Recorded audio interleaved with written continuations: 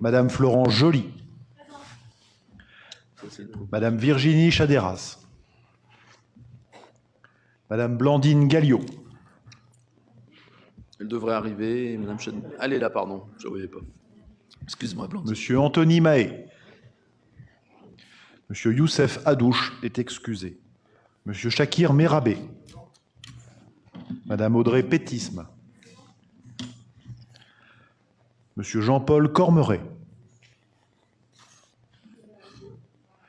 Madame Elisabeth Forestier-Hugon. Madame Marie-Odile Boer. Présente. Madame Maryse Boste-Vironnois. Monsieur Serge Borg donne procuration à Monsieur Herman. Monsieur Stéphane Herman. Madame Renati Le Paysan donne procuration à Madame Payen et Madame Sophie Payen.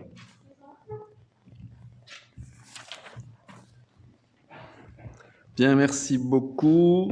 Le quorum étant atteint, nous pouvons débuter nos travaux.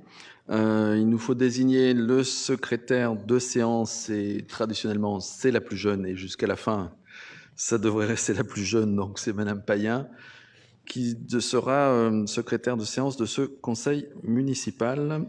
Voilà. Vous annoncez, comme ça vous pourrez le noter, que la date du prochain conseil municipal aura lieu le 24 novembre. Le 24 novembre, c'est donc un mardi à 18h30. On est en train de travailler sur un calendrier de l'année complète 2021 et donc on vous le donnera assez rapidement, comme ça vous aurez les dates de tous les conseils municipaux jusqu'à la fin de l'année 2021.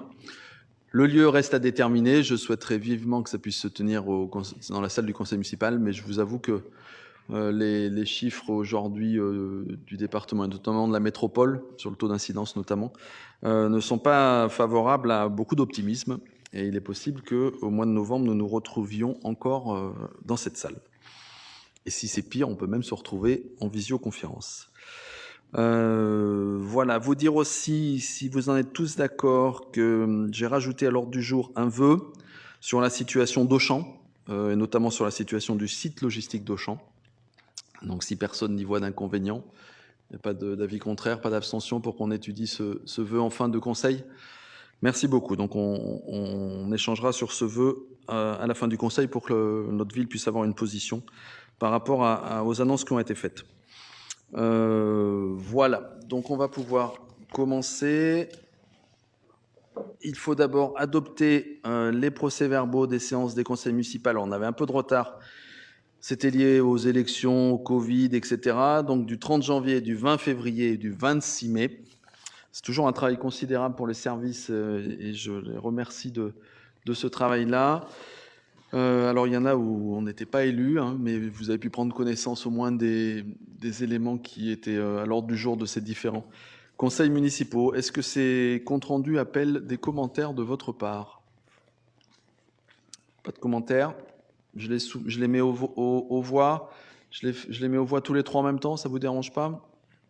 Y a-t-il des avis contraires sur l'adoption de ces comptes rendus? Des abstentions? C'est donc adopté à l'unanimité et je vous en remercie.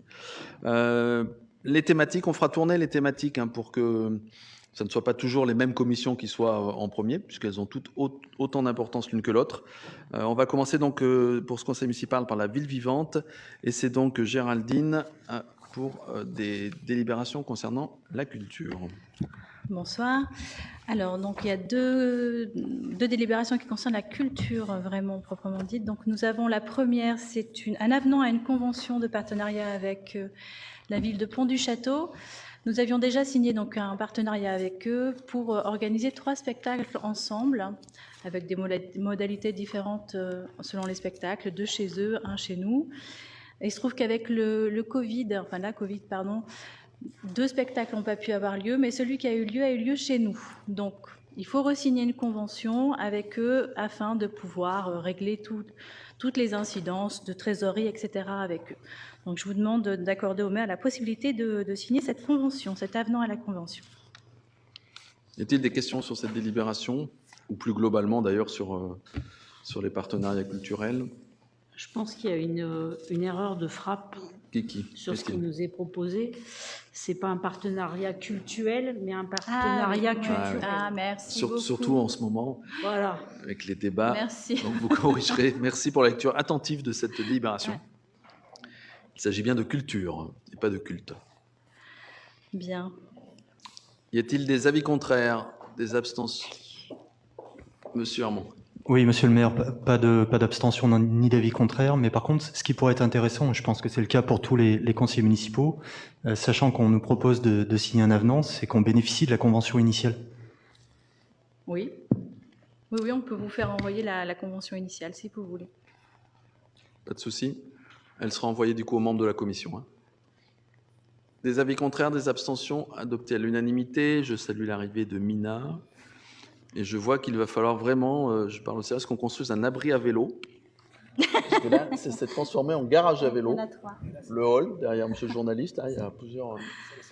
C'est la salle du conseil des vélos. Voilà, ben, c'est bien. On est à fond dans nos projets. Deuxième délibération. Alors, c'est une convention d'application pour l'année 2020 avec la colloque de la culture et Clermont-Auvergne Métropole. Donc, notre salle de spectacle, la colloque, est une scène conventionnée d'intérêt national, art, enfant, jeunesse, hein, c'est sa spécificité. Et dans ce cadre-là, nous avons plusieurs partenaires avec lesquels nous avons des subventions, grâce auxquelles nous avons des subventions, pardon. Et donc, notamment celle de Clermont-Auvergne Métropole. Pour que nous puissions fixer ce partenariat avec eux, il faut que nous fassions cette convention et que le maire puisse signer cette convention. Voilà. Des questions sur cette convention, sur la colloque? Il y a donc un spectacle, mais je te laisse le dire. Alors, il y a en début de semaine, en milieu de semaine, demain, il y a le spectacle Jeune public comme les lions, qui est un très joli spectacle qui a été créé en grande partie dans nos murs, la compagnie était en résidence à la colloque au mois de fin août, début septembre. Donc là, demain, c'est le résultat de leurs travaux. Il y a un spectacle demain matin à 10h et demain après-midi à 18h. Donc n'hésitez pas à venir voir ce beau spectacle. Enfin, j'espère beau, je ne l'ai pas encore vu. Et puis, il y a un autre spectacle le 17 octobre qui est... alors là, du coup, c'est une conférence théâtralisée et je ne sais plus le nom, c'est Waouh, je crois, sur la possibilité d'une vie autre que sur Terre. Enfin, c'est tout le questionnement un peu métaphysique et philosophique. Et voilà, donc si vous voulez réfléchir avec nous, venez nous retrouver à cette occasion et voilà, vous êtes tous invités à venir. Merci. Des questions, des commentaires, des avis contraires, alors des abstentions adoptées à l'unanimité. Maintenant, c'est le sport. Je crois que c'est Christian. Oui, Christian va nous présenter le sport. Oui, bonsoir à tous. Merci, monsieur le maire. Donc, le rapport numéro 3 concernant une attribution de subvention exceptionnelle au Handball Club de Cournon d'Auvergne. Donc, comme vous le savez, le Handball Club a fait une excellente saison l'année dernière. Et donc, son équipe première masculine accède donc au championnat de France de National 1 et son équipe espoir au championnat de France de National 3. Avec pour conséquence, évidemment, des déplacements supplémentaires et bien plus lointains, puisqu'ils devront se rendre jusqu'à Antibes, Draguignan, Ajaccio, et faire appel pour se faire à un transporteur. Par ailleurs, les frais d'arbitrage sont, à ce niveau de la compétition, sensiblement supérieurs.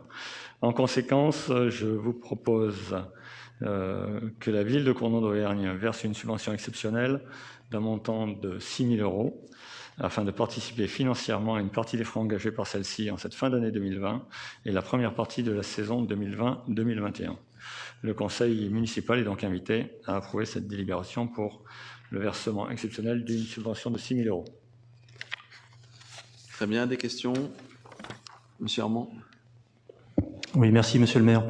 Pas forcément une question, mais peut-être une remarque et une proposition de travaux qui serait, à mon avis, intelligent d'ouvrir au sein du conseil municipal. On peut se féliciter effectivement d'avoir du sport de haut niveau sur notre commune. C'est pas que le cas exclusif du handball. Je pense qu'il y a d'autres équipes qui brillent. Moi, ce que je souhaiterais, c'est qu'on puisse ouvrir la discussion sur les règles d'attribution des subventions, parce qu'on a un tissu associatif qui est relativement dense sur notre commune. Et je pense qu'on gagnerait à donner un peu de transparence sur les critères qui sont les nôtres pour pouvoir attribuer ces subventions. Et je pense que le cas du handball ne sera pas un cas isolé, qu'on aura d'autres sollicitations de ce même style au cours de ce mandat. Oui, tout à fait. En fait, on va travailler de toute façon ensemble sur les subventions. Là, c'est un peu particulier parce que c'est une subvention exceptionnelle et c'est vrai que, voilà, donc on n'a pas eu forcément le temps d'en parler ensemble. Mais dans le cadre des attributions des futures associations, on aura l'occasion de travailler ensemble dans les commissions. Et il existe des tableaux d'attribution, voilà, donc avec un certain nombre de critères qu'on sera peut-être amené à changer ou à faire évoluer en fonction de nos sentiments à tous. Mais ça existe et on vous le fera passer, bien évidemment, c'est normal qu'on travaille ensemble là-dessus. Monsieur Herman, oui. Oui, peut-être aussi une piste de réflexion, sachant effectivement que cette équipe accède au haut niveau. Il serait intéressant de voir quelle est la part des partenaires privés qui peuvent intervenir dans ce budget pour que la participation de la collectivité puisse peut-être se limiter à un certain pourcentage du budget global. Ok, ça vous les éléments de dossier d'études de subvention. Quand on regarde la photo et qu'on voit le nombre de panneaux publicitaires ou de partenariats derrière, on s'aperçoit qu'ils ont aujourd'hui un nombre de partenaires du monde économique assez nombreux. On peut que se réjouir. Hein. Ça fait aujourd'hui le club de hand de Cournon en masculin fait partie des 60 meilleurs clubs de France. C'est quand même le résultat. Donc je crois que voilà, on peut s'en réjouir. Aujourd'hui, ils sont sur du haut niveau et c'est donc aussi un travail qu'on doit mener en partenariat. Je pense que ça fera l'objet des réflexions dont parlait aussi Géraldine tout à l'heure avec la métropole, puisque vendredi dernier au Conseil métropolitain, nous avons voté une subvention pour le club de hand en grande augmentation, puisqu'elle a dû être doublée. On doit être à 35 000 €, me semble-t-il, de moyenne, de mémoire. 35 000 € que la métropole, au titre du club le plus haut classé dans sa catégorie sur la métropole, va être donc versé par la métropole. Voilà, c'est des complémentarités qu'on doit pouvoir trouver avec la CAM. D'autres questions? S'il n'y a pas d'autres questions, je vais la soumettre au vote. Y a-t-il des avis contraires, des abstentions? Et c'est adopté à l'unanimité. Merci pour eux. Toujours du sport, c'est toujours Christian. Le rapport numéro 4, donc en lien avec les activités de cet été, donc la 9e édition d'activités qui s'est tenue donc juillet-août à l'espace Arecia, de 17h30 à 20h, avec de nombreuses animations qui ont permis aux enfants et adolescents de Cournon de découvrir et de pratiquer différentes activités sportives et culturelles, en lien justement avec le sport, la culture et différents sujets. Alors, des animations sportives et ponctuelles ont été sollicitées, et notamment le Vélo Club de Cournon d'Auvergne et le BMX de Cournon d'Auvergne qui ont participé lors de cette 9e saison d'activité. Donc, il est proposé une subvention exceptionnelle donc, de 400 € pour le Vélo Club de Cournon d'Auvergne et de 300 € pour le BMX Cournon d'Auvergne. Merci. Ouais. C'est bon? Merci Christian. On n'est pas dans la même catégorie que celle d'avant. Ce n'est pas une subvention exceptionnelle pour résultat, c'est une subvention exceptionnelle pour une participation, pour une prise en compte à une participation municipale que je suis content qu'on ait pu tenir cet été, puisque c'est un lieu où les jeunes, notamment les jeunes, c'est principalement des enfants, mais ils peuvent venir avec leur famille, avec leurs parents, ont trouvé un lieu pour pouvoir s'amuser, se dépenser, etc. Je vous rappelle qu'on était juste à la sortie du Covid et que ça me semblait absolument nécessaire. Géraldine veut dire un mot? Juste pour compléter un tout petit peu, c'est que normalement, on a une convention avec un certain nombre d'associations qui viennent dans le cadre de leur convention. Ici, c'est hors convention, comme le disait Christian. Et donc, si on regarde ce qu'ils reçoivent comme subvention exceptionnelle, ça veut dire que faut que je remette mes lunettes, mais... Donc, 400 €, ça veut dire qu'ils sont venus 4 fois. Et 300 €, ça veut dire qu'ils sont venus 3 fois. En sachant que quand ils viennent 3 heures l'après-midi, c'est beaucoup de travail pour eux. Donc c'est vraiment pas cher payé pour le travail entre guillemets, hein, c'est pas une paye évidemment, mais voilà. C'est vraiment un gros travail de la part des associations de venir. Des questions, des commentaires? Je soumets au vote. Des avis contraires, des abstentions. C'est adopté à l'unanimité. La ville vivante, c'est pas que du sport, ce n'est pas que du sport et que de la culture, c'est aussi des marchés et d'autres partenariats. Audrey, donc pour le rapport numéro 5. Bonsoir. Donc là, on vous propose donc une convention avec le CIVAM. Comme vous le savez, depuis mars 2018, la ville de Cournon a un marché de producteurs locaux le 3e dimanche de chaque mois. Il convient ici de pérenniser le partenariat que nous avons déjà avec cet organisme, voilà, et de l'inscrire dans la durée. Et cette convention, en fait, acte des engagements réciproques qui ont déjà cours depuis 2018.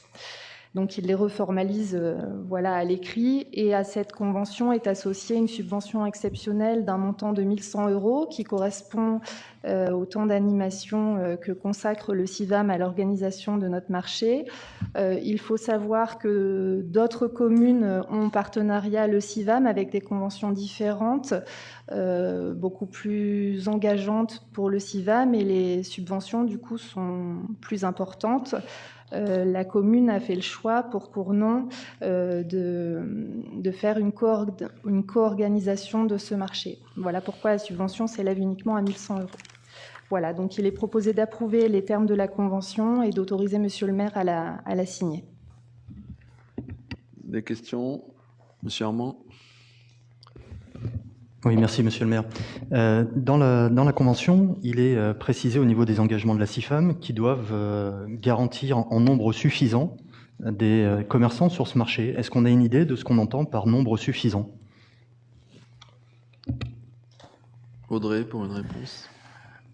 Alors, un nombre suffisant, c'est répondre à notre demande. Aujourd'hui, on était sur un besoin au minimum d'un producteur, par exemple de légumes, un producteur d'œufs, un producteur de viande, et de développer l'offre petit à petit. Donc, ils répondent tout à fait à nos critères. Après, ils ont vraiment une volonté de développer le marché avec d'autres thèmes sur lesquels on les a sollicités, et ils répondent bien à notre demande. Après, ils ont beaucoup de difficultés sur le terrain à trouver des producteurs qui rentrent dans la charte et qui restent des producteurs locaux, puisqu'on est bien sur des producteurs locaux et des producteurs vendeurs de leur production directe ou des producteurs transformateurs de leur propre production. Voilà. Sur ce marché, il faut vraiment qu'on se mobilise et qu'on y aille, hein, parce qu'aujourd'hui, je trouve d'ailleurs qu'il y a un développement. Hein, si on regarde le dernier, il y avait plus de monde. On est en concurrence directe, par exemple, avec la ville de Clermont, qui a installé aussi un marché du même type sur le 3e dimanche. Mais je crois qu'on a des particularismes qu'il faut qu'on défende, et puis il y a la proximité. Et donc, voilà, il faut qu'on explique bien aux gens que c'est une demande, ces marchés-là, mais pour qu'ils vivent, eh ben, il faut que les Cournonnais et autres se déplacent et viennent acheter dans ce marché-là le 3e dimanche de chaque mois. D'autres questions? Pas d'avis contraire, pas d'abstention, c'est adopté à l'unanimité. En tout cas, c'est une très belle réussite et il faut que ça continue comme ça. Alors ensuite, on passe dans la commission Ville durable et redessinée, et c'est donc Philippe. Alors, une délibération, en fait, c'est la vente d'une parcelle. Donc, la commune de Cournon est propriétaire d'une parcelle située au 21 boulevard Pasteur, donc qui fait 2186 mètres carrés. Donc, pour vous la situer un peu plus précisément, c'est à côté du collège de la Ribère. On la voit sur le Voilà, schéma, là, on voit le collège. Donc là, il y a historiquement un garage automobile. Donc, Monsieur Sébastien Jacquemot souhaite se porter acquéreur de cette parcelle, donc pour la somme de 350 000 € hors taxe, conformément à l'avis des services fiscaux qui avaient estimé ce bien.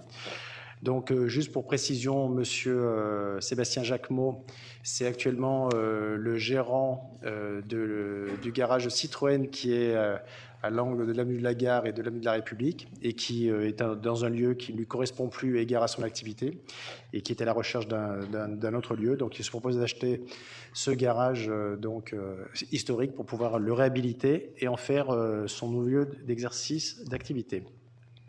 Donc voilà, donc, je vous propose, de se prononcer favorablement sur la vente par la commune de Cournon-d'Auvergne à M. Sébastien Jacquemot ou à toute personne physique ou morale pouvant s'y substituer de la parcelle communale cadastrée BL numéro 3 d'une superficie de 2186 m², 21 boulevard Pasteur, pour un montant hors taxe de 350 000 €. Et puis je vous demande d'autoriser M. Sébastien Jacquemot à effectuer toutes les démarches administratives nécessaires sur le site et autoriser M. le maire à signer toutes les pièces relatives à ce dossier. Donc voilà. Ce dossier qui est un vieux dossier, Oui. qu'on traîne depuis quelques années, et j'avoue que je suis plutôt satisfait de voir une issue positive, et pour l'acheteur, et pour nous, pour la mairie, pour la ville, en 2020. On verra tout à l'heure les conséquences d'ailleurs financières dans le cadre de la décision modificative du budget. Y a-t-il des questions? Allez-y, Monsieur Cormeret. Oui, bonsoir.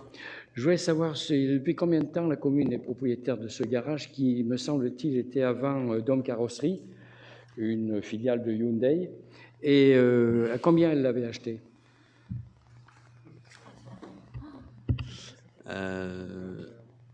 Alors, on pourra vous donner les chiffres exacts après. Quand on regarde, ce que moi j'ai demandé qu'on regarde, c'est avec les 350 000 € qui sont la somme qui vous est proposée aujourd'hui, plus les loyers que la municipalité, que la ville a touchés depuis, alors ça doit faire peut-être 20 ans, parce que c'était même Monsieur Camerer qui l'avait, qui est maintenant le garage Peugeot qui est dans la zone là, en face du McDo. On est largement bénéficiaire. Voilà, c'est ce qui m'apparaissait important, c'est qu'à la fin, on soit bien sûr qu'entre les loyers et la vente, ça compense plus que largement, et là c'est largement plus l'achat qu'on avait fait au départ, plus les petits frais qu'on avait dû mettre dessus. Donc on pourra vous donner par contre les chiffres exacts que vous demandez. Je pense que c'est à peu près il y a une vingtaine d'années. Oui, ça doit faire une vingtaine d'années que la mairie doit en être propriétaire, et il y a eu différents derrière locataires et qui à chaque fois faisaient du garage en fait. D'autres questions? Pas de souci. Et puis on va avoir la chance qu'ils rénovent un peu le lieu, qu'ils plantent des arbres. C'est quand même à côté du collège. Je pense que ça sera mieux que ce que c'est tout de suite. En tout cas, c'est le cadre de travail que nous lui avons demandé dans le cadre de cette vente. Pas d'avis contraire, pas d'abstention. C'est adopté à l'unanimité. Alors, ville durable et redessinée, un dossier assez emblématique de notre début de mandature, je trouve, et c'est Mina Perrin qui va nous le présenter. Oui, effectivement, c'est un dossier emblématique, c'est un projet ambitieux de rénovation énergétique que je vais vous présenter là. Donc, c'est une candidature de la ville à un appel à manifestation d'intérêt qui a été organisé par l'ADEME et la Banque des Territoires. C'est donc cet appel à manifestation d'intérêt, c'est ce qu'on dit AMI également. Donc, en vue de la réalisation d'un schéma directeur immobilier et énergétique du patrimoine bâti des collectivités territoriales. Donc, ce projet, il répond à un enjeu environnemental fort, à cette nécessité de transition écologique, de transition énergétique. L'idée, c'est de créer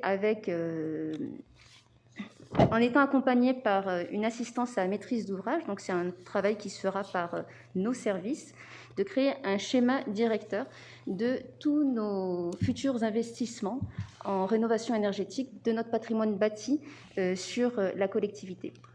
Donc effectivement, après la COP21, la France a pris un engagement assez fort qui est la neutralité carbone d'ici 2050. C'est un cap qui a été confirmé par la Convention citoyenne du climat. Et donc, il nous paraît évident, nous, aujourd'hui, de répondre à cet AMI, et qui va nous permettre plusieurs choses. C'est d'abord d'avoir une vision qualitative et quantitative de notre patrimoine. Elle va permettre de dégager également des priorités, puisque l'idée, une fois qu'on aura fait ce diagnostic de notre patrimoine, c'est de réfléchir et de prioriser des investissements pluriannuels. Donc ça va nous permettre d'avoir également une vision sur du long terme, une certaine aussi sécurité budgétaire, et également dans nos choix politiques, donc de dégager des priorités. Et ce sera également une ressource financière, puisque aujourd'hui, les subventions, on peut en obtenir, il y a des engagements qui ont été pris, mais l'Europe notamment subventionne beaucoup de projets dans ce sens-là, mais ce qu'elle subventionne, c'est des projets qui ont de l'ampleur. On va pas subventionner la façade d'un mur de telle, la façade ouest de telle école. Voilà. Donc l'idée, c'est aujourd'hui de réfléchir aussi à comment rénover intelligemment. Quand on rénove, quand on fait un peu ce qu'on a malheureusement pu faire, faut aussi admettre, un peu du saupoudrage aussi pour contenter aussi un peu toutes les écoles, pour dire que on en fait un petit peu dans cette école, un petit peu ici, ça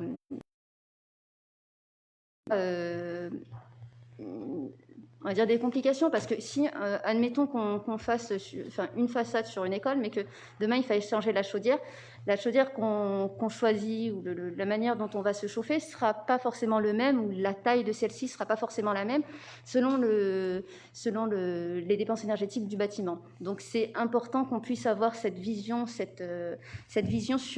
du long terme. Donc l'ADEME et la Banque des Territoires, elles accompagnent à la réalisation, à la mise en œuvre de ce SDIE, de ce schéma immobilier et énergétique du patrimoine, et elle met à disposition une assistance à maîtrise d'ouvrage. Donc c'est une personne qui va accompagner les services dans la réalisation et la mise en œuvre. Voilà ce que je peux vous dire. Il y a 20 dossiers qui sont retenus sur régional. Donc 20 dossiers seront retenus, 20 collectivités ou groupements de collectivités. Donc on espère en mettre. Nous sommes motivés. Nous avons rempli nous souhaitons remplir un dossier de candidature assez solide pour pouvoir être retenus dans ce beau projet ambitieux. Merci Mina. Des questions peut-être sur ce dossier, des commentaires? C'est le seul. Pas de questions, pas de commentaires. En fait, on fait acte de candidature pour pouvoir être accompagné pour une véritable réflexion de fond sur notre patrimoine et son évolution dans le cadre de nos orientations politiques qui sont celles de moins de gaspillage et d'une meilleure isolation notamment, mais pas que ça, il y a un travail aussi sur les chaudières, etc.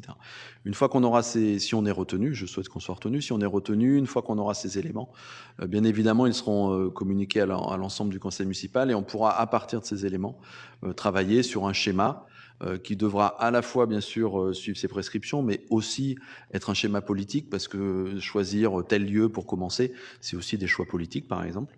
Et donc, on aura en tout cas une matière technique et des éléments objectivés pour alimenter notre réflexion et mesurer les efforts qu'on aura à faire sur la gestion de notre patrimoine dans les années à venir. Je passe au vote. Des avis contraires, des abstentions, adoptées à l'unanimité. Donc, on vous tiendra au courant dès qu'on saura si on a été retenu. 20 villes sur Auvergne-Rhône-Alpes. Si on est bien vu, si on a bien travaillé, ça doit pouvoir le faire.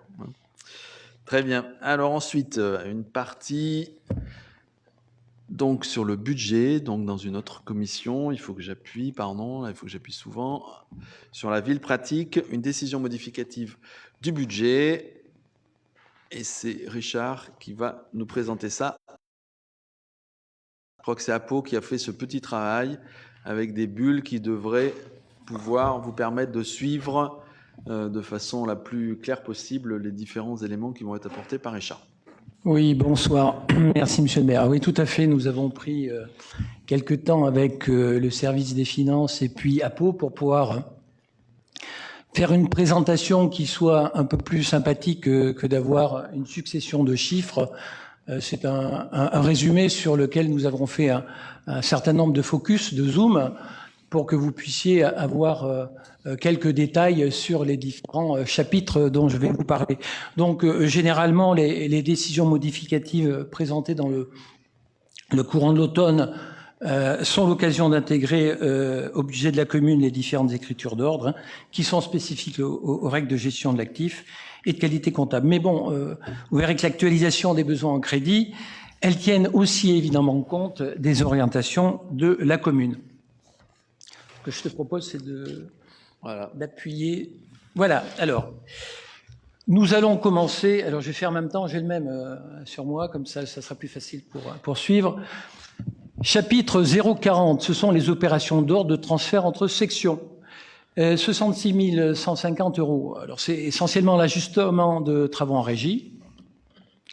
Donc, c'est un aménagement paysager du parc urbain Grand Mail, 13 500 €. Nous sommes déjà dans le développement durable. Hein. Réhabilitation d'une maison rue de la Gare pour 25 000 €.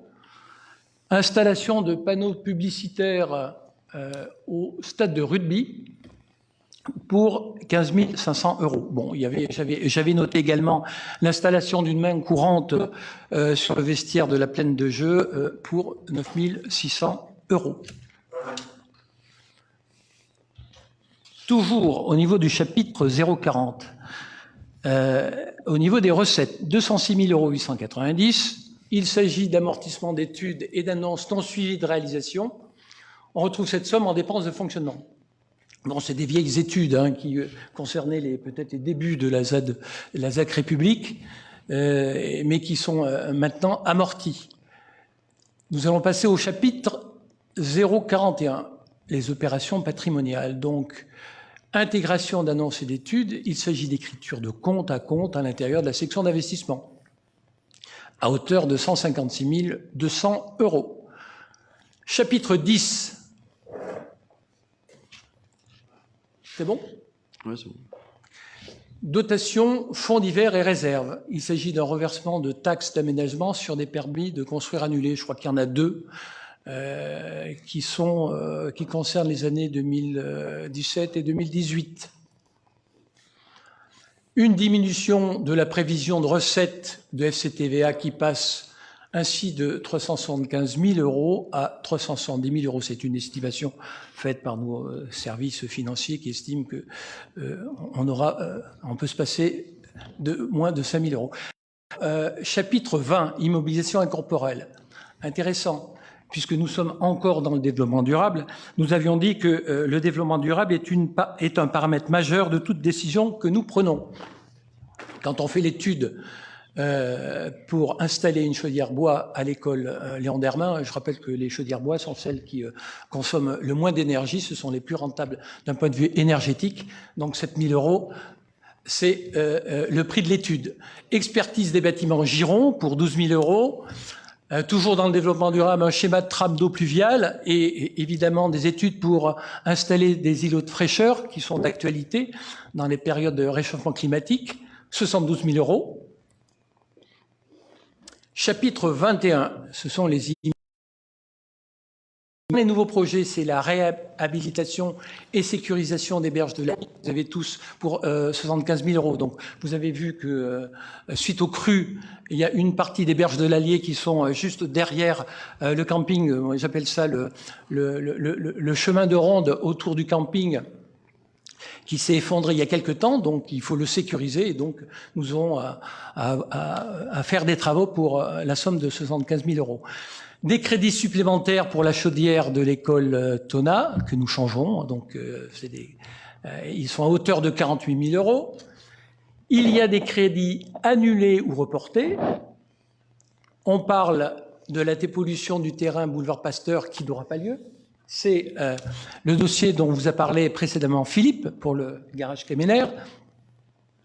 Il y a des crédits reportés, c'est la démolition d'une grange rue de la Perche à hauteur de 55 000 €, et donc c'est des dépenses en moins à hauteur de 58 890 €. Passons au chapitre 23, ce sont les immobilisations en cours. Maîtrise d'œuvre pour l'installation de la chaudière bois à l'élémentaire Bournel, 40 000 €. Chapitre 27, autre immobilisation financière. Donc, c'est l'ajustement de crédits consacrés au portage de l'EPF SMAF pour le compte de la commune. Alors, pour être plus précis, il s'agit d'une, il s'agit d'une ventilation qu'a fait l'EPF SMAF sur des parcelles concernant la ZAC République. Donc, c'est pour ça que nous aurons une participation en capital moins importante de 18 320 €. Chapitre 021. Virement à la section de fonctionnement, moins 229 450 €. Alors, diminution, alors il y a une précision, diminution du virement de la section de fonctionnement presque entièrement compensée par l'augmentation de la dotation aux amortissements. Pourquoi on dit ça ? Parce que Vous pourrez me dire qu'il y a une diminution de la part d'autofinancement. Mais il ne faut pas oublier qu'en dessous, on va y venir, les 206 890 €, qui sont la dotation aux amortissements, fait partie de l'autofinancement. Donc la compensation est presque faite à ce niveau. Cession du terrain boulevard Pasteur. Alors, toujours le dossier du garage Kemener. Nous avions déjà inscrit 170 000 €. Il est vendu 350 000 €. Bon, quand on fait la différence, nous avons une recette de 180 000 €. Chapitre 16, c'est l'emprunt et dette assimilée, donc des enveloppes d'emprunt nécessaires à l'équilibre de la section d'investissement. Je vous propose de passer à la section fonctionnement.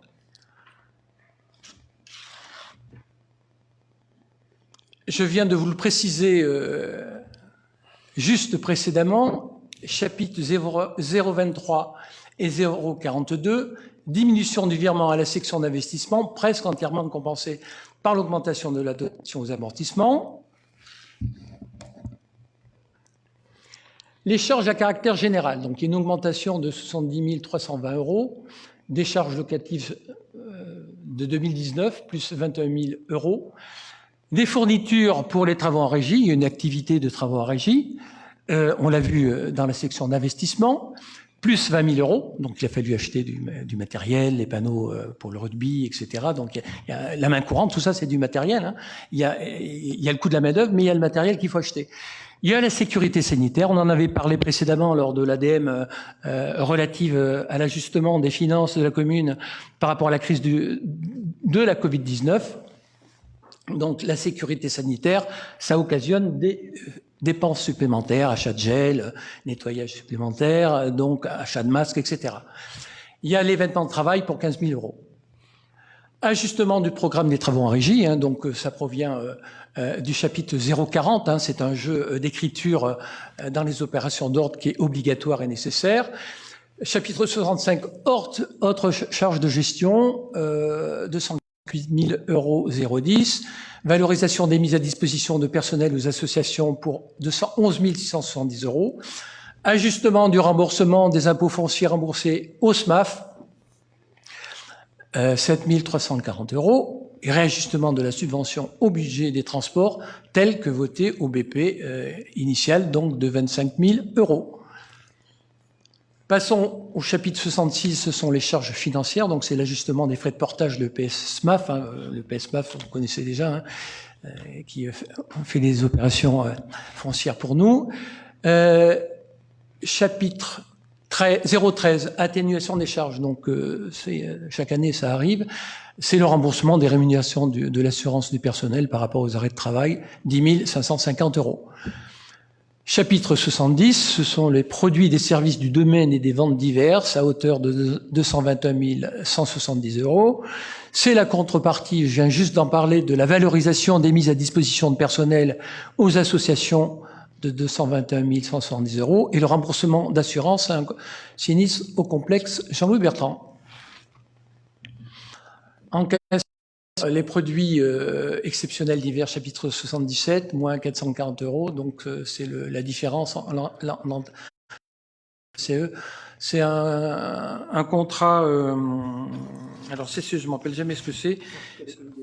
Pardon? Ouais, certificat d'énergie, c'est ça, certificat d'énergie de plus 8 500 € et le bilan de gestion du SMAF, hein, de moins 8 940 €, ça donne cela. Donc on va passer. Si vous êtes d'accord, on va faire les budgets annexes en même temps. Oui, et comme ça, on le fait hein, pour la présentation. Là, vous étiez sur le budget principal et là, on passe au budget du camping. Alors, le camping, je vais faire. Donc, un équilibre à hauteur de 60 000 €. Je vous propose de. Ah, pardon. Voilà, alors il y a une diminution des recettes. Hein. S'agissant des recettes, pour 2019, sur la période du printemps, allez, c'est mars, juin.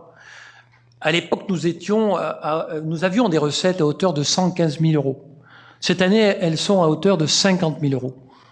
La différence, c'est moins 65 000 €. Il a fallu réduire 25% des emplacements, ils ont été condamnés. et pour permettre le respect des distances de sécurité. Donc, ça diminue la fréquentation, et pour diminuer, excusez-moi, la fréquentation des sanitaires collectifs. Donc, il a fallu aménager. Nous avons moins de locatifs, moins de locations. Donc, c'est ce qui explique la diminution des recettes. Nous avons une subvention d'équilibre qui est votée à l'ADEME au budget principal de 150 000 €. Bon, vous avez noté, alors on n'a pas fait une au chapitre 11 des charges à caractère général, toujours liées à la crise que nous connaissons encore actuellement, parce qu'il y a des mesures de nettoyage supplémentaires qui ont été prises. Il a fallu faire intervenir des sociétés de nettoyage extérieur plus fréquemment. Bon, donc il y a une augmentation d'achat des produits sanitaires pour nettoyer, etc. Donc, ce qui explique l'augmentation de ces charges à caractère général. Je vous propose de passer au budget du cinéma. Donc, vous voyez, c'est simple. Il y a des dépenses en moins et des recettes en moins. Donc, la diminution des recettes et des charges qui sont proportionnelles. Si vous avez quelques explications en général pour le cinéma, la section de fonctionnement, les lignes de dépenses consacrées aux locations de films et au reversement de la taxe sur les entrées en salle sont réduites de près de 60 000 €. Cette baisse tient en compte de la fermeture de l'établissement pendant la période du confinement, mais également à la reprise très irrégulière de la distribution de films. Donc les recettes inhérentes à la billetterie sont estimées à la baisse de 110 000 €. Il y a une augmentation de 50 000 €. Il y avait déjà une subvention au budget précédent, au budget primitif, qui était à hauteur de 75 000 €. Voilà. Un total de 125 000 € Exactement. Pour aider ce cinéma. Exactement. Bon, Là, le Jacques oui, Jacques... rien. Oui. Syndicat d'électricité. J'appuie là, pardon. Voilà. Alors, le syndicat d'électricité, donc, les IMO corporels, donc c'est l'acquisition et l'installation de panneaux photovoltaïques sur les bâtiments, place de la mairie. Donc, il y a 140 mètres carrés de panneaux qui sont prévus sur les bâtiments de l'école de musique et des services techniques qui vont nous permettre d'être en partie en autoconsommation. Nous avons une subvention du Conseil général de 4 400 €. Voilà, la dette et les emprunts seront à hauteur de 35 600 €. Merci Richard, parce qu'après ce sera la délib d'après. Du coup, sur ces questions, sur cette décision modificative, donc vous voyez que dans une décision modificative, il y a à la fois une prise en compte de ce qui s'est passé, là on le voit pour le Covid, et puis il y a aussi des choix de nouvelles actions ou des choix politiques nouveaux qui apparaissent et qui sont traduits financièrement dans ces tableaux qui vous ont été présentés. On pourra revenir dessus si vous le voulez. Y a-t-il des questions ? Des commentaires, monsieur Armand. Oui, monsieur le maire, nous avons bien conscience que nous faisons face aujourd'hui à une situation qui nécessite ces ajustements. Il n'empêche que ça représente des coûts importants pour la collectivité et qu'à un moment ou un autre, face à ces dépenses, il va falloir trouver des recettes. Moi, mon interrogation, c'est de quelle nature seront ces recettes ? Et puis peut-être formuler un vœu, mais qui fera l'objet, je pense, de discussions lorsqu'on étudiera ensemble les futurs budgets. C'est qu'on arrive à avoir peut-être dans le futur des décisions modificatives entre l'investissement et le fonctionnement qui soient inversées. C'est-à-dire qu'on rentre dans une dynamique où on sera plus dans une démarche d'investissement que de combler des problématiques de fonctionnement. D'accord. D'autres interventions ? Richard, tu veux apporter une réponse avant que je... Nous allons étudier ça lors du débat préparatoire au budget. Donc, j'ai pas de réponse tout de suite à apporter. Nous allons étudier ça. Nous avons déjà commencé à étudier ça avec les services des finances et nous allons en discuter lors de la préparation du budget dans les semaines qui vont arriver, puisque on est en pleine actualité. Par contre, non, ce que je voulais vous dire, alors il y a une décision qu'on n'a pas passée, mais c'est juste un ajustement pour le budget de ZAC du Palavesi.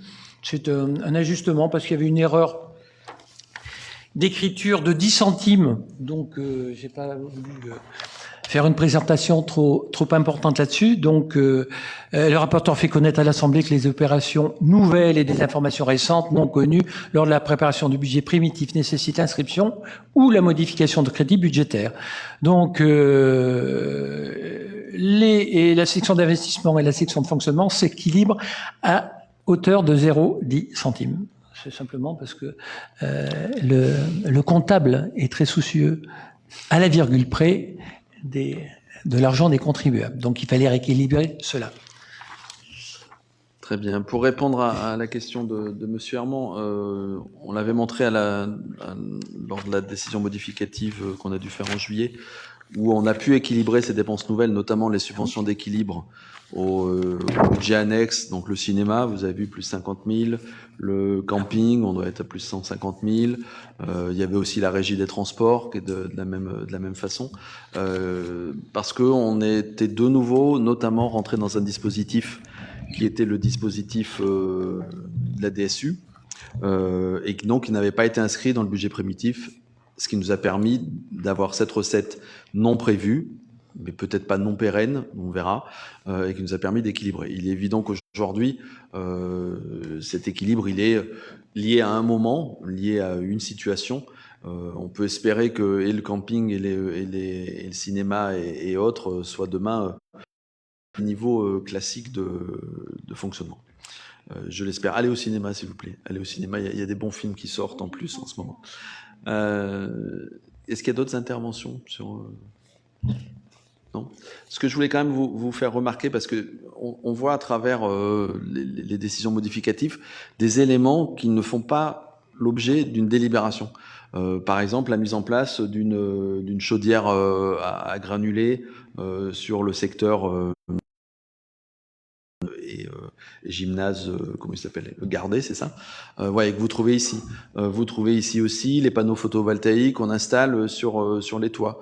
Vous trouvez aussi quelque chose qui me tient énormément à cœur, et j'espère qu'on pourra en discuter ensuite, c'est l'étude sur le schéma de trame verte, qui va, je pense, nourrir, guider nos aménagements, que ce soit de verdissement des cours d'école, d'aménagement de forêts urbaines, enfin tout ce qu'on a pu inscrire dans notre programme, mais c'était aussi dans les programmes des oppositions.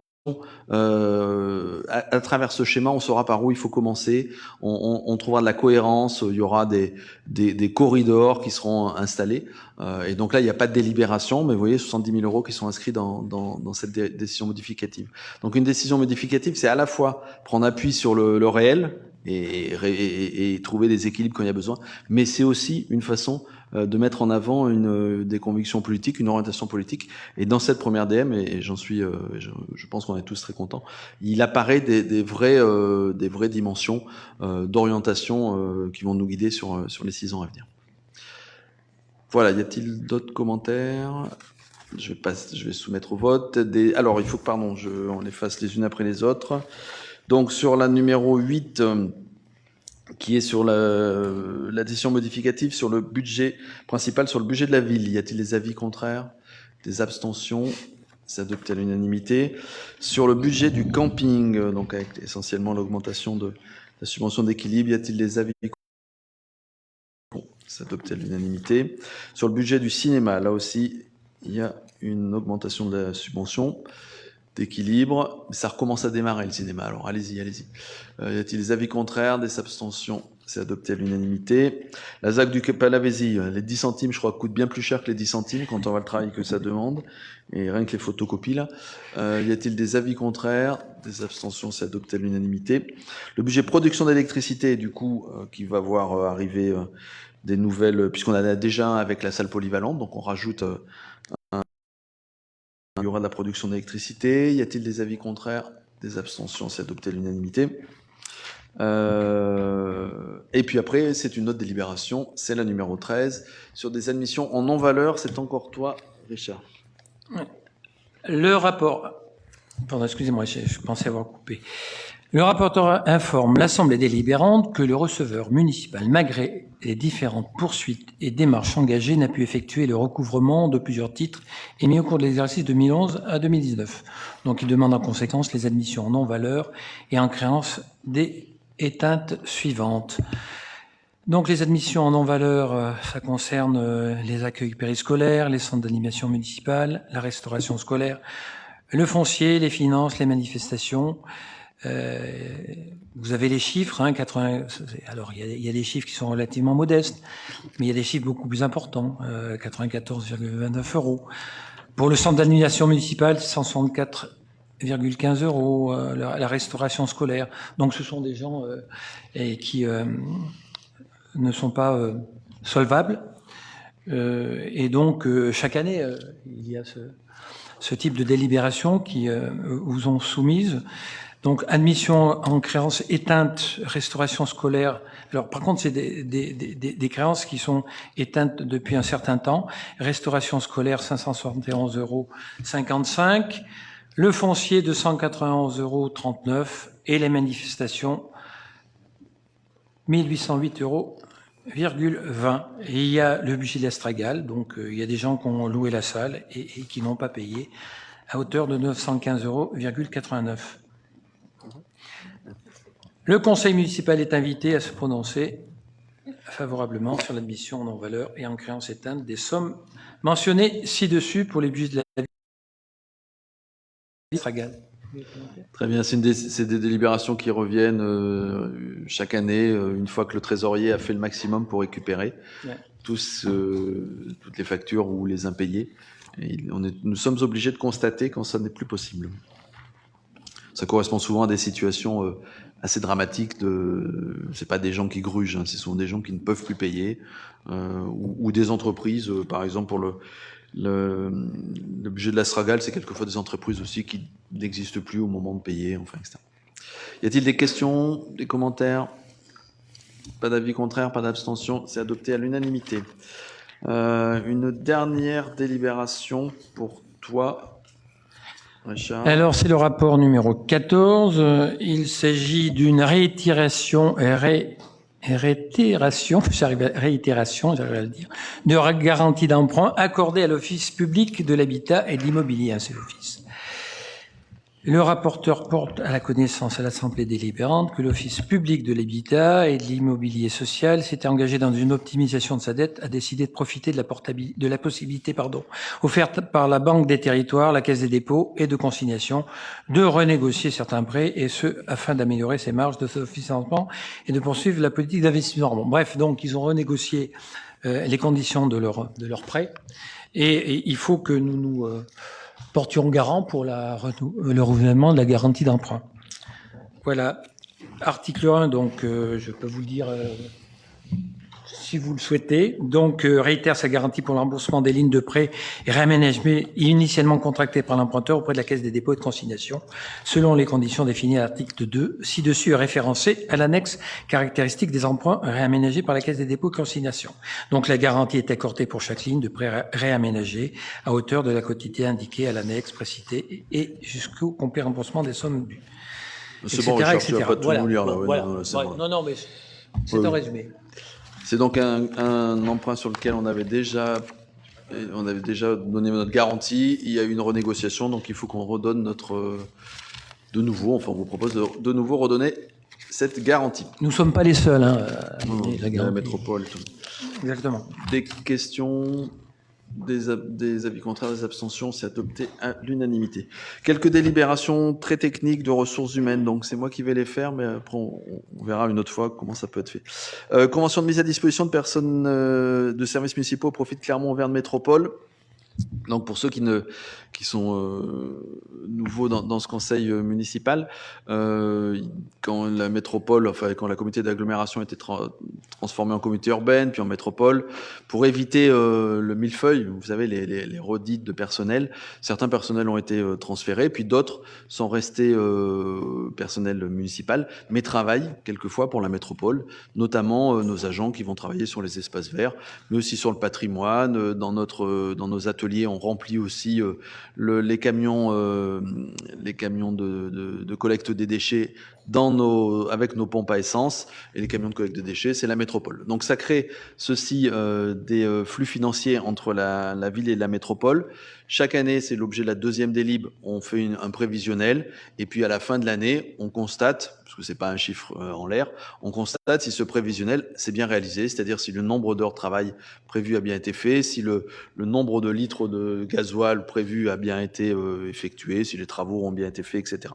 Donc c'est l'objet de ces deux délibérations qui arrivent, ce qui permet à la métropole de ne pas avoir à embaucher du personnel supplémentaire, personnel qui existe déjà dans les communes.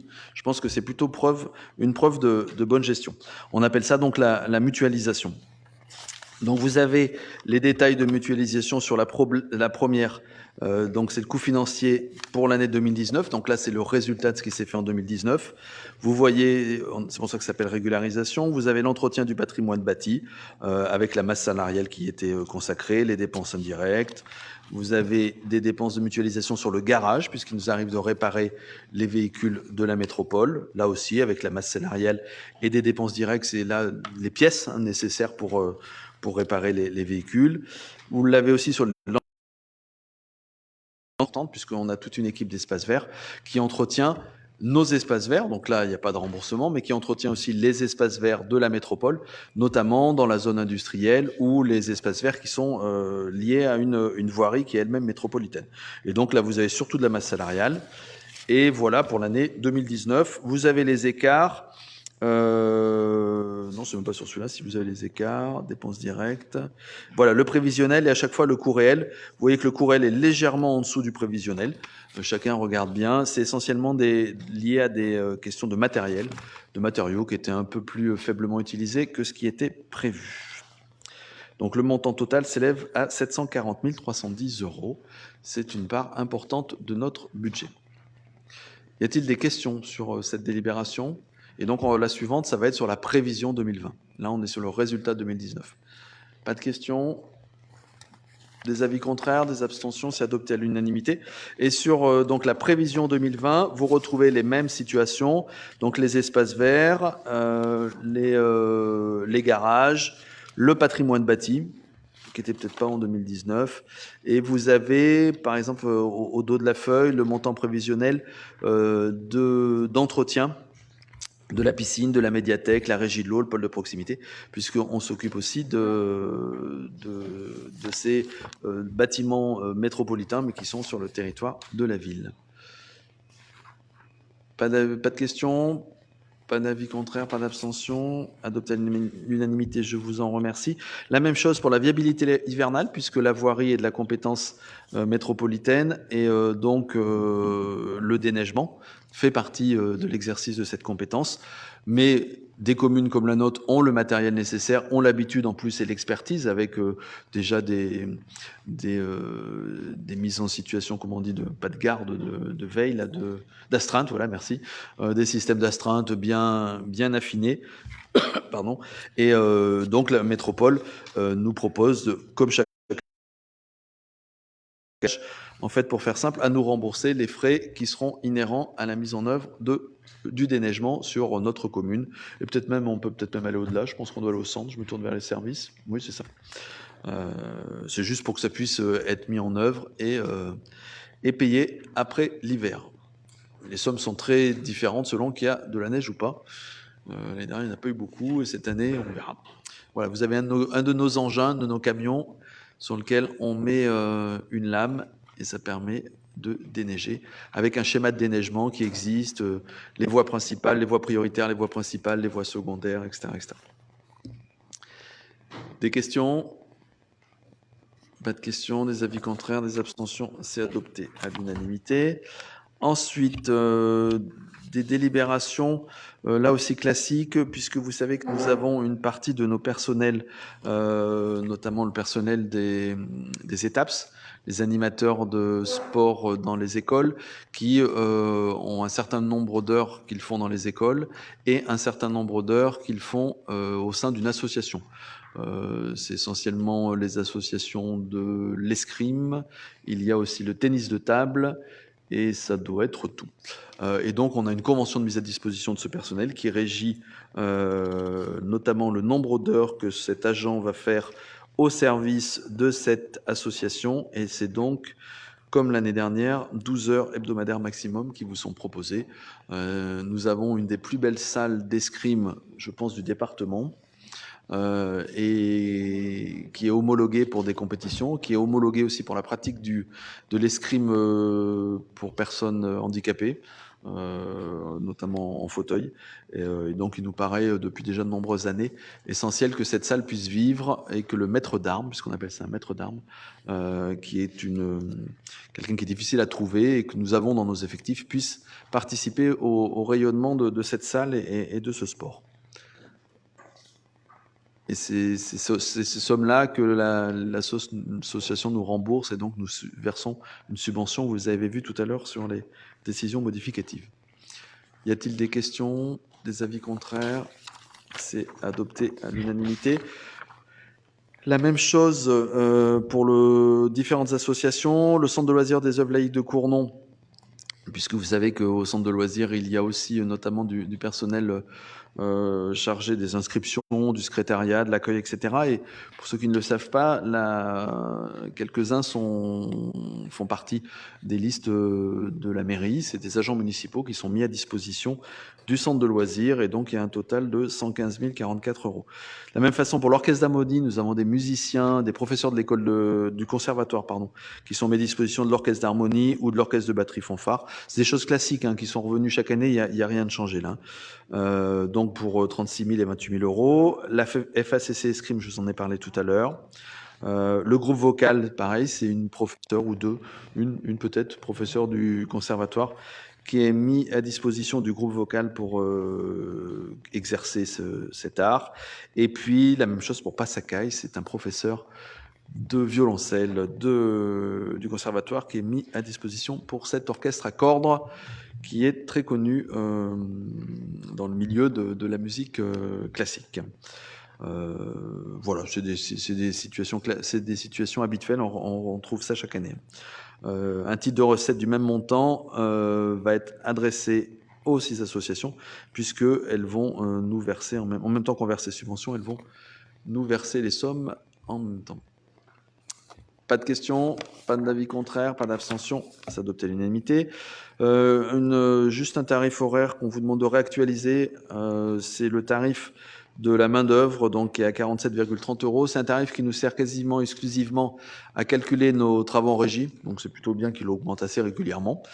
Et puis qui sert aussi, dans le cas de la mutualisation, par exemple, quand nos personnels travaillent au bénéfice de la métropole, mais s'ils étaient amenés aussi, dans le cadre d'une convention, à travailler au bénéfice d'une autre commune, et ben c'est ce prix-là qui nous est remboursé, donc il est bien de le réactualiser en suivant le coût de l'augmentation du coût du travail classique un peu chaque année.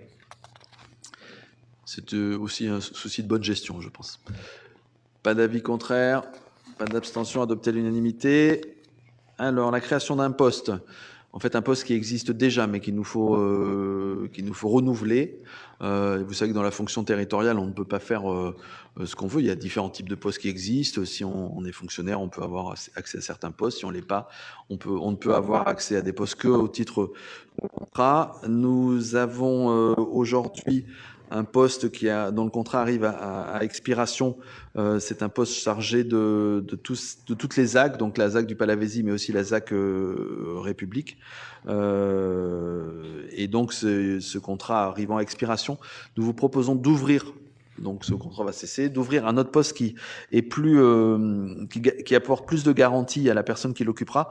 C'est des nouveaux postes qui ont été créés, qui s'appellent des postes de chargé de projet. C'est-à-dire qu'on ne sait pas un contrat d'1 an ou 2 ans renouvelable, c'est un contrat qui est lié à un projet, ce qui est typiquement ce poste-là, puisqu'il va être lié au projet de la ZAC République. C'est un poste qui sera porté par le budget de la ZAC République, comme l'était le précédent. Et on vous propose donc que ce poste soit ouvert pour une durée... On met une durée, je me souviens plus, monsieur le directeur général, 6 ans, c'est ça, qui correspond, qui va amener jusqu'à la fin du mandat, qui correspond normalement, si tout se passe bien, à la fin en tout cas, à une fin des travaux, quelque chose de bien avancé sur la ZAC République. Donc, c'est un contrat qui en remplace un autre. Il n'y a pas de création particulière ici. Pas de questions, pas d'avis contraire. Je vous rappelle que pas d'abstention. Je vous rappelle que sur cette ZAC République, nous avons une réunion en plénière, toute commission, mardi prochain, c'est ça, où on pourra tranquillement tous parler de ce projet, le projet du mandat.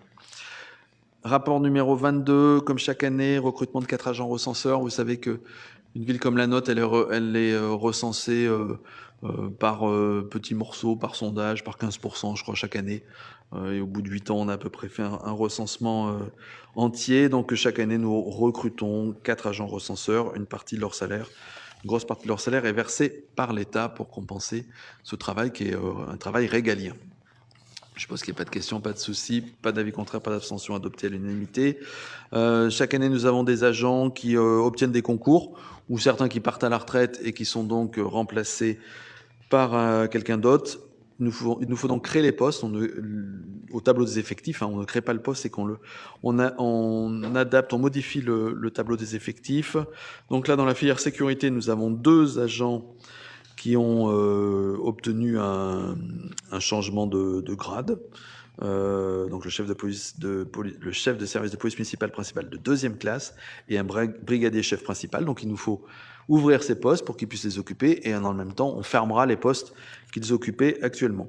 Un agent principal de 2e classe, donc là aussi c'est quelqu'un qui passe 2e classe, et sur la filière médico-sociale, c'est une ATSEM de 2e classe, c'est quelqu'un qu'on a recruté suite à un départ à la retraite sur un poste d'ATSEM, et donc c'est un poste de 2e classe qu'il nous faut ouvrir. C'est simplement administratif. Pas de souci, pas d'avis contraire, pas d'abstention, adopté à l'unanimité. Et puis maintenant, c'est Romain, mais je ne vois pas Romain. Pas là, Romain, je vais le... Ah, c'est Bruno, pardon. Ouais. Non, c'est Romain, mais il travaille. Il a donc été c'est toi qui fais la délibération, du coup? Oui, donc la délibération numéro 24 concerne une demande de subvention exceptionnelle à une association, l'association Éveil Solidaire d'Auvergne, dont la raison est l'accompagnement des personnes confrontées à l'isolement ou à la précarité et à l'exclusion. Vous avez le détail des animations qui ont eu lieu cet été, donc des animations du 13 au 31 juillet, une animation le 14 août avec une sortie patrimoine et le 29 août avec une kermesse fête d'essence. Donc le montant de la subvention exceptionnelle qui vous est demandé d'approuver est de 500 €, sachant qu'il vous est précisé que ces 500 € sont prévus dans le cadre d'une enveloppe qui est, elle, de 2 000 € dédiée au fonds de participation des habitants et que ce fonds est doté financièrement par l'État et la commune. Il est donc demandé au conseil municipal d'approuver le versement d'une subvention exceptionnelle de 500 € à l'association Éveil Solidaire d'Auvergne. Très bien, des questions? C'est des délibérations qui arrivent souvent, ça, des associations qui développent des projets, là, et c'était important cet été, notamment après le déconfinement, et que donc, qui n'avaient pas de subvention et qu'on essaye d'accompagner le mieux possible, tout en étant plus économe. 500 €, c'est pas de souci, pas d'avis contraire, pas d'abstention, c'est adopté à l'unanimité. J'avais omis de dire que nous étions rentrés dans la 4e commission, la ville éducative et inclusive, et c'est donc Chantal pour le rapport numéro 25. Donc, dans ce rapport, on vous propose de déposer une autorisation de travaux au nom de la commune de Cournan pour des travaux de transformation intérieure de la maternelle Léon Dermain. Donc, à la maternelle Léon Dermain, en fait, la ville a décidé d'améliorer les conditions de travail des agents en transformant un local pour leur faire des vestiaires et pour stocker des produits d'entretien. Donc, le Monsieur le maire a déposé l'autorisation des travaux relatifs à la transformation intérieure du local rangement de la maternelle Léon Dermain en un espace vestiaire pour le personnel et un local destiné au stockage des produits d'entretien. Merci. Donc, on est dans la commission ville éducative inclusive, mais c'est plutôt technique quand même. Mais c'est comme ça que ça a été réparti. Donc, voilà. Pas de souci, je suppose. C'est purement administratif là aussi. Pas d'avis contraire, pas d'abstention. C'est adopté à l'unanimité. Du coup, la 26, nous n'avions pas tout à fait terminé les représentations dans différentes commissions ou autres. Et donc, on nous a interrogé sur des propositions de commissaires pour la constitution de la commission intercommunale des impôts directs de la métropole. Donc, il y a, je ne sais pas combien, chaque ville va donner un grand nombre de commissaires, de propositions de commissaires, et à la fin, je vous le rappelle, c'est comme pour la communale, je sais pas, ça doit être la préfecture, choisira les noms. Donc on vous propose, c'est en fonction de leur délégation, il y avait 3 possibilités, on vous propose Monsieur Didier Clavel, Madame Evelyne Brun et Monsieur Richard Pasquito, pour pouvoir peut-être, s'ils sont tirés au sort, si on en a à la fin, représenter la ville au sein de cette commission intercommunale des impôts directs.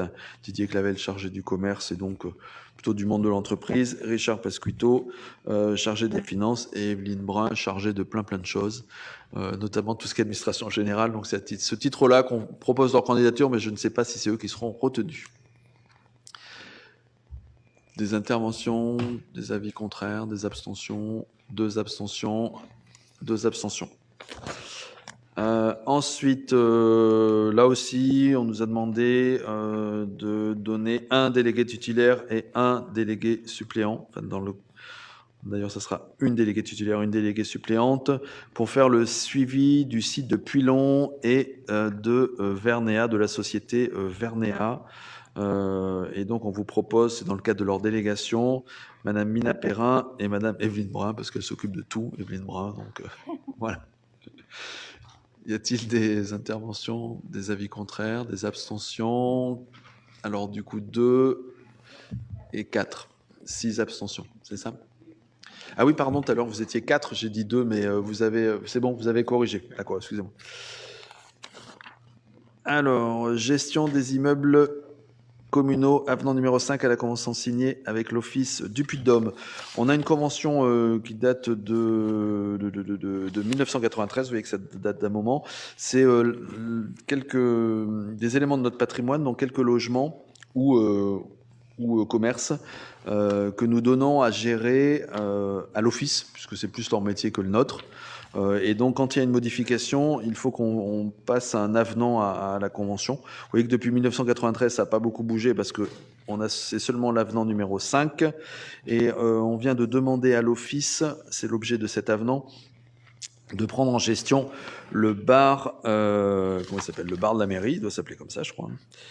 Enfin, le bar de l'hôtel de ville, voilà, c'est ça. C'était pas le bar de la mairie, c'était le bar de l'hôtel de ville, donc qui est place de la mairie. Pour ceux qui ne le savaient pas, ce bar est donc la propriété de la mairie. On n'a pas complètement vocation et les services adaptés pour gérer ça. Par contre, l'office, ça fait partie de ses missions, donc on demande à l'office de gérer et du coup de nous reverser les loyers, déduits des frais qu'ils auraient été amenés à faire. Pas de questions? Quand je vois la liste, il n'y a pas le bâtiment des pompiers, là, hors compte rendu. Vous regarderez pourquoi? Il n'est pas géré par l'office, le bâtiment des pompiers? L'ex-bâtiment des pompiers? Oui, ben on vérifiera du coup.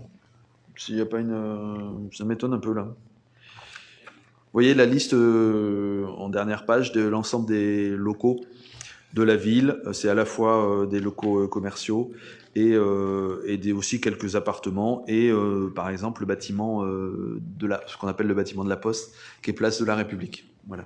Allez-y, pardon, je vous avais pas vu, excusez-moi. Oui. Est-il possible de préciser la durée de l'avenant? Je pense que c'est alors je suis pas un juriste, mais je pense que c'est jusqu'à ce qu'on change, on leur confie en gestion en fait. C'est ça? Jusqu'à nouvel ordre, c'est bien ça. Après, une délib peut défaire ce qu'une délib a fait, hein, donc on peut décider le prochain conseil municipal de les récupérer en gestion directe. Bon, aujourd'hui, ça me paraît pas... Voilà, c'est pas complètement notre métier. On vérifiera du coup pour ce bâtiment quand même des pompiers. Pas d'avis contraire, pas d'abstention, adopté à l'unanimité. Nous arrivons au rapport numéro 29, donc nous avons rajouté à l'ordre du jour du conseil municipal, puisque nous avons été pas informés. Nous avons été informés juste par la presse, donc de mesures de la part d'Auchan, de mesures de suppression de postes. qui concerne un peu tout le territoire, mais qui concerne notamment le territoire de notre commune, puisque vous savez que sur notre commune, nous avons le site logistique. Les plus anciens se souviennent d'Attaque Logistique, ce site qui est donc dans la zone industrielle et qui brusquement donc fait état de la suppression de 53 emplois sur ce site logistique, pour un total de 70 emplois supprimés à l'échelle de la métropole. Il me semble que dans le cadre de suppression d'emplois, et à l'époque que nous traversons aujourd'hui, il me semble de notre responsabilité d'élu, en tout cas de ma responsabilité de maire, de pouvoir interpeller à la fois les employeurs, mais aussi les différents intervenants, en tout cas les différentes personnes qui peuvent être prises à partie dans ce cadre-là, de les interpeller ou de leur apporter notre soutien ou de poser des questions ou de réagir et de condamner. C'est l'objet de cette délibération avec différents points. Vous voyez, un premier point qui condamne fermement cette décision unilatérale, puisque jamais nous n'avons été consultés ni même informés. Nous apportons aussi notre soutien aux salariés. Ça me semble la moindre des choses dans une situation de gens qui demain vont perdre leur emploi et dans une situation où aujourd'hui c'est quand même particulièrement compliqué de pouvoir en retrouver, d'interroger la direction d'Auchan Retail France et de lui demander de revenir sur sa décision. S'assurer aussi que ce n'est pas le début d'un long processus de démantèlement de ce site logistique. Donc on a besoin d'avoir des garanties sur la pérennité de ce site, puisqu'aujourd'hui ce site a encore 250, grosso modo, de tête 250 salariés. Demain on en enlève 50 et après-demain, qu'est-ce qui se passe? Donc on va saisir directement cette direction. Et puis tant qu'on y est, on peut aussi demander à l'État d'assujettir les aides publiques versées aux entreprises au maintien des emplois, puisque ce groupe-là fait partie des groupes qui ont eu des accompagnements de l'État très importants. Si ça doit conduire à des suppressions de postes, je pense qu'on est en droit, enfin l'État devrait être en droit de poser des questions et de demander des comptes. Voilà cette délibération. Je pense qu'on peut peut-être essayer de s'exprimer un peu sur ce vœu, en fait, qui me permettra d'essayer d'agir. Alors, il y a différentes prises de position. Qui après, peut-être? Non? Ah, il n'y a pas de souci. Voilà. Monsieur Cormeret, Monsieur Armand, et puis... Oui, les suppressions de postes, moi je fais quelques courses à Auchan et je sais que ça touche également les employés dans les grandes surfaces. Ça ne touche pas uniquement le dépôt, mais c'est un plan d'ampleur qui touche également tout le monde, y compris les gens qui sont à notre service dans les rayons Auchan. Voilà, c'est tout ce que je voulais dire. Tout à fait, oui. Monsieur Armand. Oui, monsieur le maire.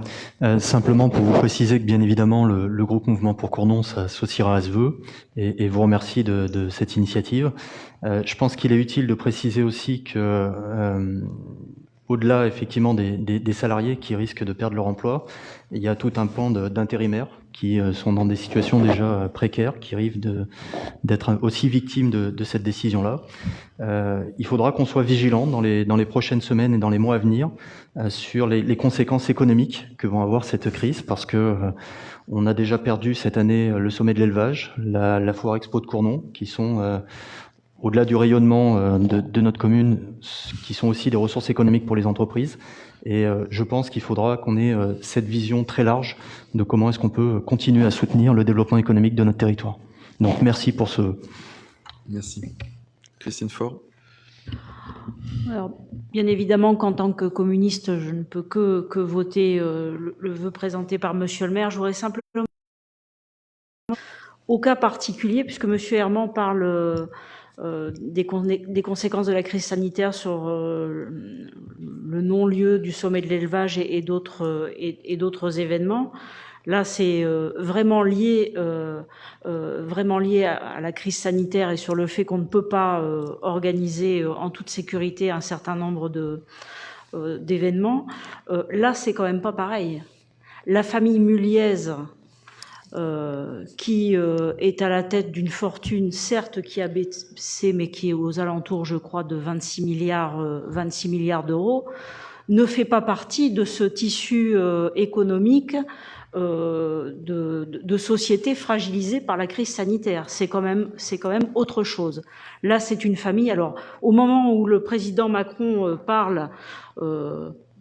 entame un débat sur le séparatisme, eh bien là, on pourrait parler de ces entreprises ou de ces familles qui se comportent comme des voyous, qui font du séparatisme fiscal, puisque la famille Muliez, à ma connaissance, ne paie pas beaucoup d'impôts en France.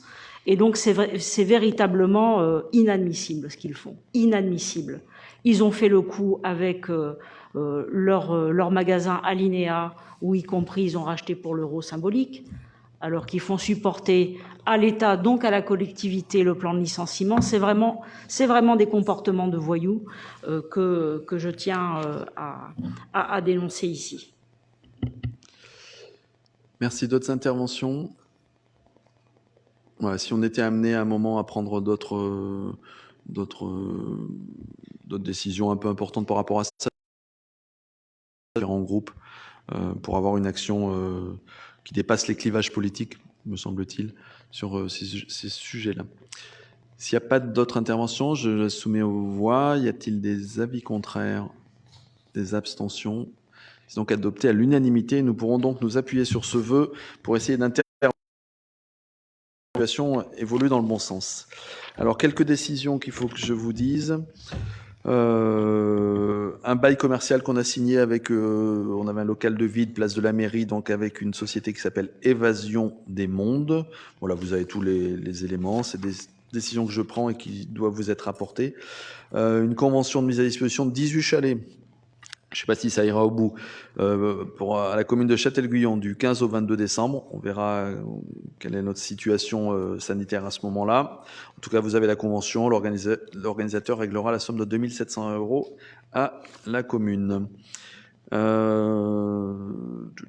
Après, c'est une demande de subvention auprès de l'ADEME pour la chaufferie bois granulé dont on a parlé tout à l'heure.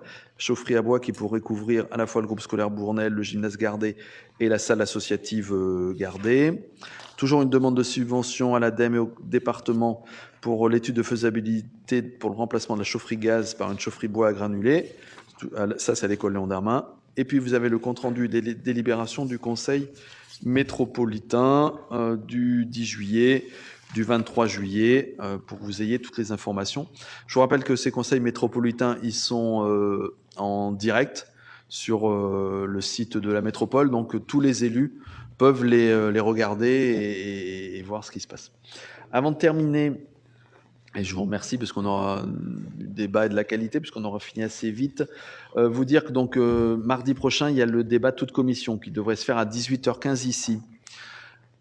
Il est possible, c'est si les conditions le permettent. Vendredi matin, nous avons une réunion des maires de l'ensemble de la métropole avec une intervention du préfet. Il est possible que le préfet, qui doit annoncer ce soir, je crois, si j'ai bien tout compris, des mesures pour la ville de Clermont, il est possible que le préfet nous annonce, on verra si on change, si on devient rouge, je ne sais plus comment là, rouge écarlate. Il est possible que si on devenait rouge écarlate, ou même si on ne le devenait pas, des mesures nous empêchent de nous réunir à plus de 10. Vous savez qu'aujourd'hui, on ne peut pas se réunir sur un temps festif si on est plus de 10 personnes. Sur un temps de travail, on peut. Si jamais ça devait évoluer, on essaiera de pouvoir organiser en visio cette réunion parce que voilà, j'y tiens. Les services sont mobilisés là-dessus pour qu'on puisse organiser tout ça.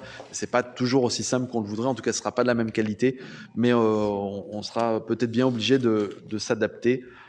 La réunion dont je vous parle vendredi matin, d'ailleurs, aura lieu en visio avec l'ensemble des maires et pas en... Oui, je l'annonce à Blandine. On aura l'info demain officielle.